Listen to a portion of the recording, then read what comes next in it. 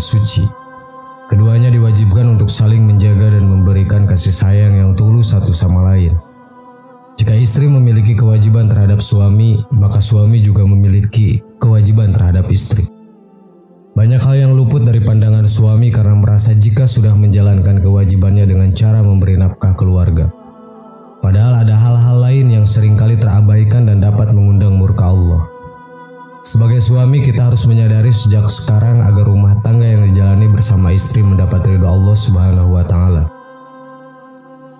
Melansir dari beberapa sumber, kami telah merangkum 9 dosa besar suami terhadap istri yang wajib kita ketahui agar terhindar dari murka Allah.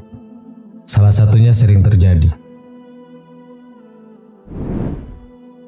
1. Tidak mengajarkan ilmu agama. Menurut Buya Yahya, apabila suami memiliki ilmu agama yang baik dan tidak mengajari istrinya, maka perbuatannya tersebut adalah dosa. Namun hal lain, apabila suami tidak memiliki ilmu agama yang cukup, maka keduanya harus mencari pembimbing dan bersama-sama menuju kebaikan.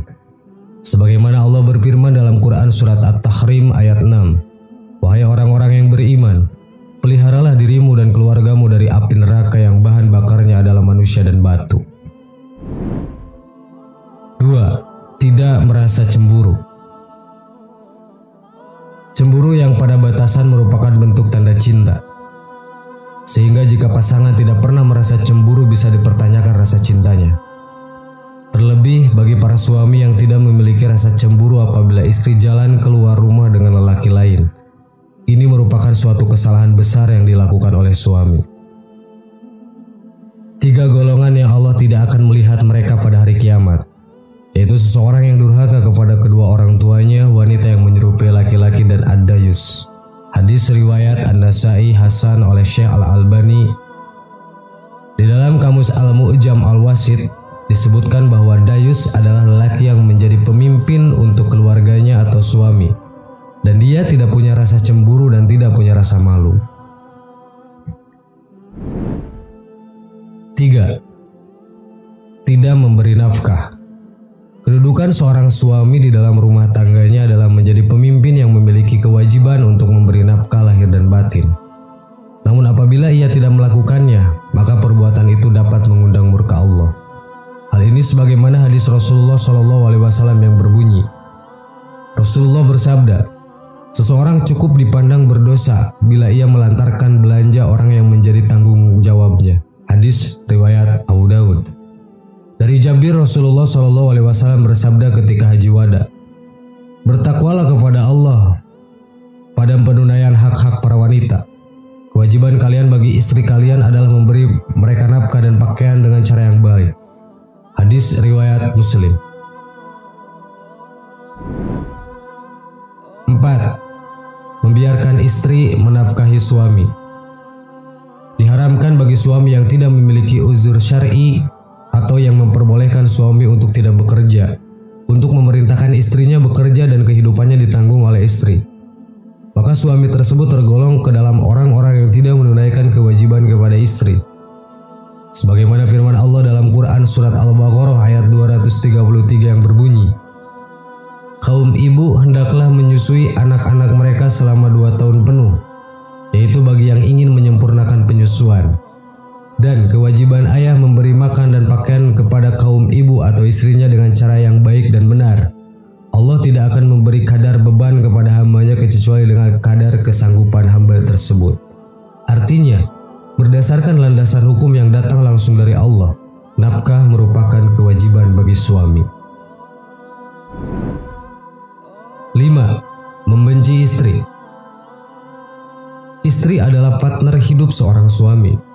Dengan suami akan mengarungi perjalanan hidup yang panjang. Jika suami membenci istrinya, bukan tak mungkin mereka akan menghadapi kegagalan, karena teman hidupnya tak lagi mendapat kepercayaan, sehingga akan merusak hubungan itu sendiri. Rasulullah telah mengingatkan kepada suami untuk tidak membenci istrinya, apabila jika istri adalah seorang yang beriman, sebagaimana bunyi hadis berikut. Janganlah seorang suami yang beriman membenci istri yang beriman. Jika dia tidak menyukai satu akhlak darinya, dia pasti meridhoi akhlak lain darinya. Hadis riwayat Muslim. 6. Tidak membantu pekerjaan rumah tangga. Tidak sedikit suami yang tidak membantu pekerjaan rumah tangga setelah mereka merasa telah melaksanakan kewajiban bekerja di luar rumah. Selain itu, para suami biasanya berpandangan bahwa istrilah yang harus mengerjakan seluruh pekerjaan rumah. Padahal, beliau Rasulullah membantu pekerjaan istrinya, dan jika datang waktu sholat, maka beliau pun keluar untuk sholat. Hadis riwayat Bukhari. 7. Menyebarkan aib istri. Membeberkan kondisi sang istri kepada orang lain yang tidak seharusnya tahu merupakan perbuatan dosa besar. Seperti yang disampaikan Rasulullah dalam hadisnya. Sesungguhnya di antara orang yang paling buruk kedudukannya di sisi Allah pada hari kiamat adalah seseorang yang menggauli istrinya dan istrinya menggaulinya, kemudian dia menyebarkan rahasia-rahasia istrinya. Hadis riwayat Muslim. 8. Ringan tangan. Jika terjadi perselisihan dalam rumah tangga merupakan hal yang wajar dan harus segera diselesaikan dengan cara yang baik. Namun dilarang bagi suami memperlakukan istrinya dengan cara memukulnya dengan kasar bahkan hingga terluka. Hal ini sangat dibenci oleh Allah Subhanahu wa taala. 9. Bersikap baik dengan orang lain tetapi buruk dengan istri. Jika suami berkelakuan baik dengan orang lain di luar rumah, sedangkan ketika di dalam rumah ia memperlakukan istrinya dengan kasar, cuek dan tidak peduli, maka hal itu bertentangan dengan hadis berikut. Mukmin yang paling sempurna adalah yang paling baik akhlaknya, dan sebaik-baiknya kalian adalah yang paling baik terhadap istri-istrinya. Hadis riwayat At-Tirmidzi. Sahabat yang beriman, itulah 9 hal dosa besar suami terhadap istri. Semoga menjadi ilmu buat kita semua. Amin. Wallahu a'lam. Wassalamualaikum warahmatullahi wabarakatuh.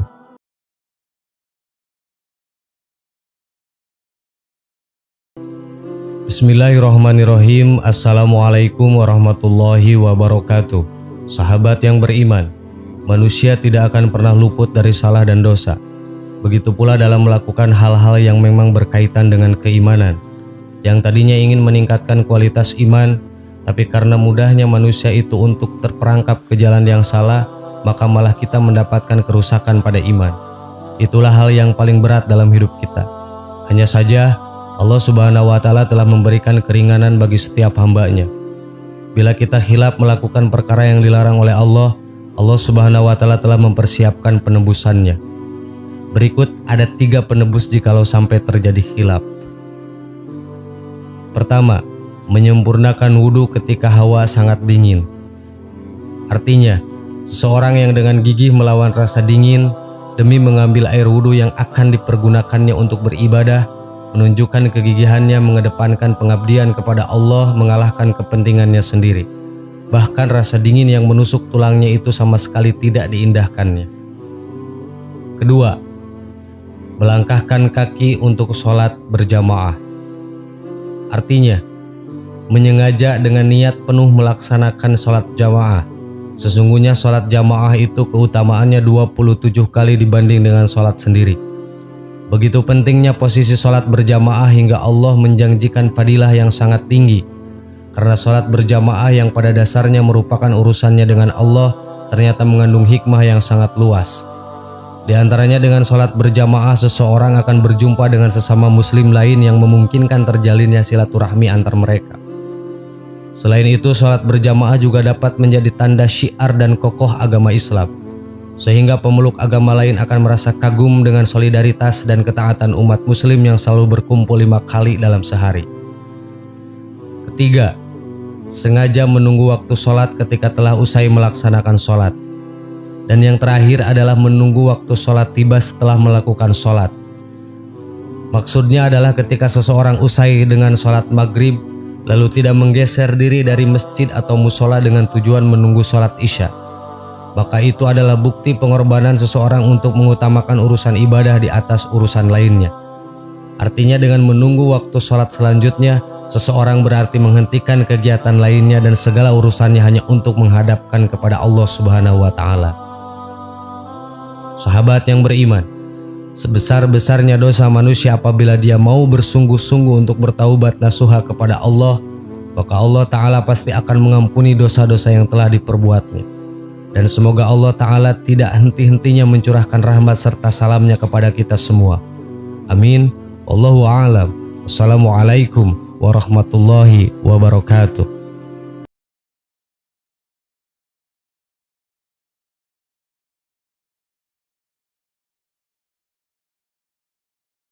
Subhanallah